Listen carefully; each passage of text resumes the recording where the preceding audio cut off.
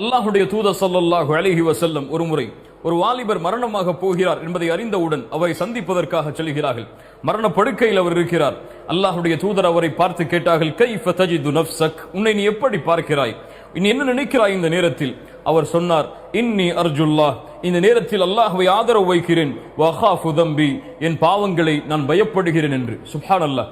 அல்லாஹுடைய தூதர் ஸல்லல்லாஹு அலைஹி வஸல்லம் அவருக்கு சொன்னார்கள், இந்த நேரத்தில் யாருடைய உள்ளத்தில் இந்த இரண்டும் ஒன்று சேருகிறதோ அல்லாஹ் ரப்புல் ஆலமீன் அவர் எதன் மீது ஆதரவு வைத்தாரோ அதை நிறைவேற்றுவான், எதில் அவர் பயந்தாரோ அந்த பயத்தை அல்லாஹ் நீக்கி அமைதியை தருவான் என்று. சுப்ஹானல்லாஹ். அவர் அல்லாஹுடைய அருளை ஆதரவு வைத்தார், அதை அல்லாஹ் கொடுப்பான்.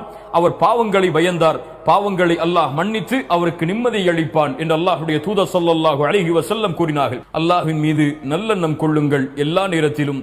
அஸ்ஸலாமு அலைக்கும் வரஹ்மத்துல்லாஹ். நல்லதை பகிருங்கள், நன்மையை பெறுங்கள்.